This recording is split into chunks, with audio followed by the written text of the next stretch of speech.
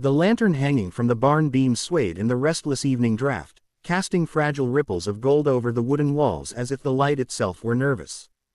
Dust floated in the air like drifting ghosts, catching the glow and swirling each time the wind slipped through the warped planks. A chill had settled over the entire ranch the moment the sun dropped behind the far foothills, leaving the world in a dim blue hush. Even the horses sensed something wrong. They stood silently in their stalls, ears tilted, eyes watchful. Eli Brooks, broad as an oak and twice as stubborn, stood near the center of the barn. His boots were still caked with the dried mud of the west pasture, and his shirt clung to him with the weight of a long day's sweat. His jaw worked slowly, tightening and releasing, like a man chewing on anger he hadn't yet decided how to spit out. He was usually calm, even when storms rolled in, but tonight his breath came hard, uneven, as though something inside him was fighting to break loose. Across the narrow aisle stood Clara Marin, smaller, slighter, her shoulders angled as if preparing to bolt yet unable to move. Her chest rose and fell in sharp, frightened breaths. Strands of her dark hair clung to her cheek as though trying to hide her expression, but the hurt in her eyes still shone through. She held a folded sheet of paper in both hands, the edges trembling just as badly as her fingers. "Eli," she whispered, barely more than a breath. "Don't make me do this." The words drifted into the air, fragile, like something that might shatter if either of them touched it. They seemed to echo, though she had spoken softly. Everything around them, the rafters, the dust, even the horses, listened. Eli didn't move. For a moment, he simply stared at her as though he could will her into silence. Then he stepped forward, slow, deliberate, the floorboards groaning beneath him. His shadow swallowed hers, stretching across the hay-littered ground like a warning. "I took you in," he said, his voice a rough scrape. "Fed you, taught you, you know what this ranch means. You know what I've held together, even when this damn town turned its back." He lifted one calloused hand and pointed at the paper she held. "And now you want to throw it all into the dirt over that?" Clara swallowed hard. The lamplight caught the moisture in her eyes before she blinked it back. "Eli, I didn't want to find it. I wish I never did. But it's the truth." Eli's eyes flicked to the folded page.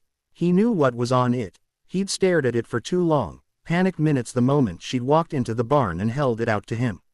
A list of dates, locations, names of ranchers across Redstone County, and amounts, prices negotiated quietly in the dead of night. And at the bottom of each entry, his signature. He'd signed every deal before turning over stolen cattle to those drifting buyers who never stayed long enough to be questioned. Money like that didn't come clean. It came desperate. It came late at night. It came from men whispering in the shadows and riding away before dawn. It had been the only way to keep his ranch alive. Or so he told himself. "You don't understand," he muttered, taking another step toward her. "Those were hard times. I did what I had to." Clara shook her head stubbornly. "You didn't have to lie. You didn't have to take what wasn't yours. People trusted you." Her voice cracked, the betrayal cutting deeper than she meant to reveal. "I trusted you." He flinched. Not visibly, but deep enough that his breath hitched for a moment. He had known Clara since she'd been a thin, quiet girl working in the mercantile. When he'd offered her honest work on the ranch, she'd taken it without hesitation.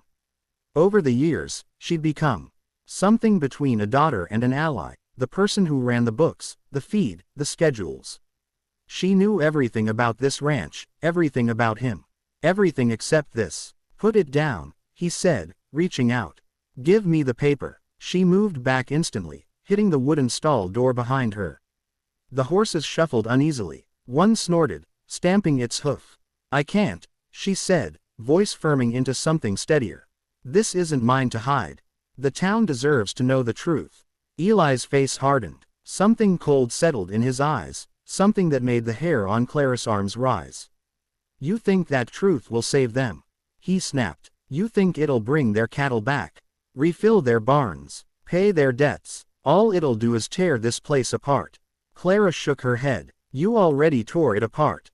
His fists tightened. The lantern protested with a soft clatter as the wind shoved harder through the cracks. Outside, distant thunder rumbled along the horizon, though no storm had been forecast. It sounded more like the earth was grumbling, unsettled by what was happening inside the barn. Eli took a final step forward, towering over her. "You owe me this," he said, low and dangerous. "You owe me silence." Clara's throat tightened painfully, but her voice did not break. "I owe you honesty. And you owe this town the truth." For a heartbeat, no one breathed.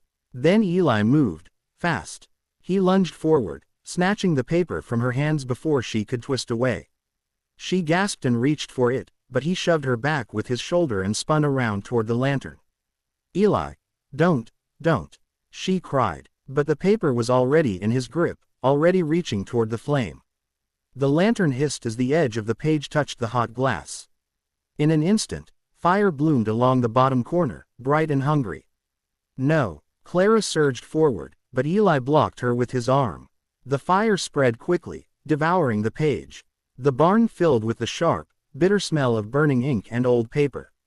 Clara watched helplessly as the only proof of Eli's secret curled and blackened in his hand, the flames licking upward until he dropped the last ember to the dirt.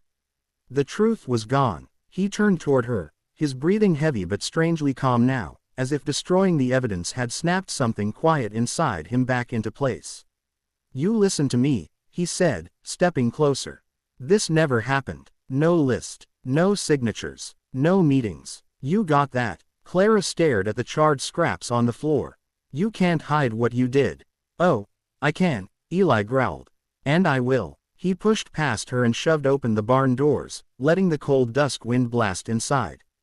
The sudden flood of evening air made the lantern flicker violently, shadows jumping across the walls like fleeing spirits.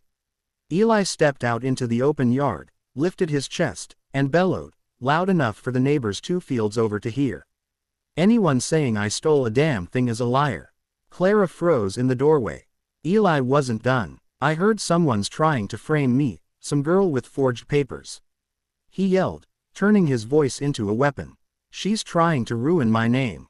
Clara's stomach dropped. Her knees nearly buckled. Her voice, her truth, he was turning it all against her. In the town of Redstone, rumors traveled faster than writers. By sunrise, every breakfast table, every saloon counter, every church pew would be echoing the same accusation. Clara Marin tried to blackmail Eli Brooks.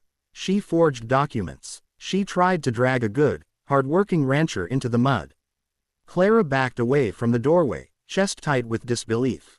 She wanted to shout the truth, to scream it. But Eli, towering in the yard, breath steaming in the cold, hands balled into fists, looked like a man no one would dare doubt. He turned his head slightly, sensing she was still behind him. "You run," he said softly. "Run far, because the town won't be on your side. They'll come looking, and they won't be kind." Clara felt the weight of his words pressing down on her ribs. He had killed the proof. He had killed her voice. And now he was killing her future. She stepped back into the barn, heart racing, and then bolted through the rear door into the dark, open fields.